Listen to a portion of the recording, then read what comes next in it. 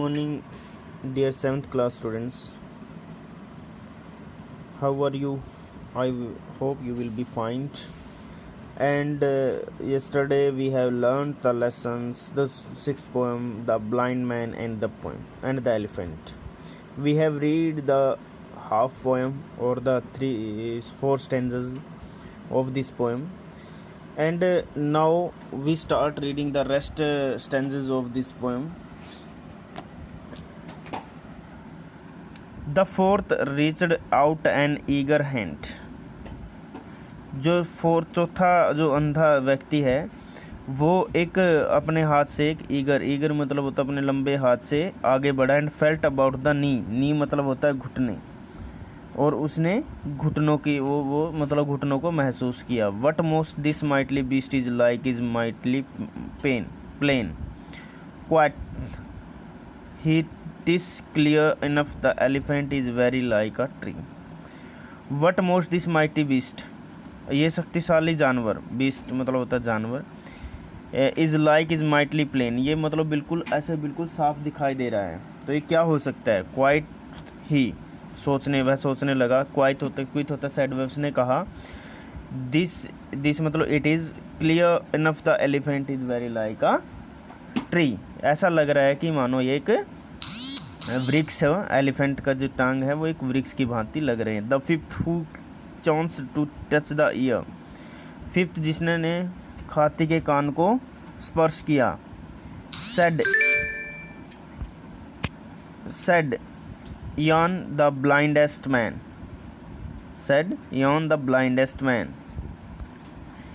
मतलब इयन मतलब होता है कि एवर, ये वो उन्होंने ब्लाइंडेस्ट वो सबसे बिल्कुल अंधा व्यक्ति था. उसने कहा can tell that this resemble most, भाई जो ये कान है या जो ये जिनको मैंने छुआ है वो कैसे लग रहे हैं. Deny the fact who can, और उस फैक्ट को कोई भी मना नहीं कर सकता. This marvel of elephant is very like a fan, और ये कैसे लग रहे हैं. मार्बल होता है यानी कि वंडर होता है, मतलब कि मार्बल होता है वंडर यानी हैरान. This marvel of elephant is very like a fan, ये एक पंखे की तरह लग रहा है. The six no sooner had begun about the beast to grope, जो छठा था उसने जल्दी ही शुरू किया अबाउट द बीस्ट जानवर के बारे में. टू ग्रुप होता है अंधा बनकर यानी कि ब्लाइंड बनकर उसने और भी बहुत कुछ कहा. Then seizing on the swinging tail, अब वो क्या करने लगा, घूमती हुई पूंछ को उसने पकड़ा. Then that fell within his scope, और उसने अपने ध्यान से मतलब सोचा, सिर्फ अनुमान लगाया.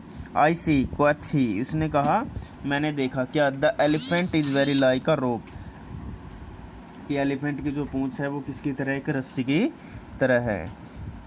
And soon so these man of Hindustan, यानी कि इसलिए जो हिंदुस्तान के ये आदमी हैं, डिस्प्यूटेड लाउड एंड लॉग, वो एक दूसरे से मतलब ऊंची आवाज़ में और लंबी डिस्प्यूट होता है बहस करने लगे या बोलने लगे. Each in his oven opinion, अपना जो उन्होंने सोचा था वो बताया, विचार रखे. एक्सीडिंग स्टिफ एंड स्ट्रोंग दो each was party in the right, they all were in the wrong.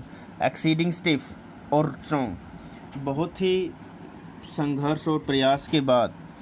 दो each was party in the right, partly यानी कि वो कुछ हद तक तो सही थे, but they all were in the wrong, परंतु वो सभी क्या थे, गलत थे. ये just poem, it is not a describing, it is only a poem. So G.H. Saxe is the right poet of this poem. I hope you will be understand the poem, and tomorrow I will provide the answer of this poem. Thank you. Have a nice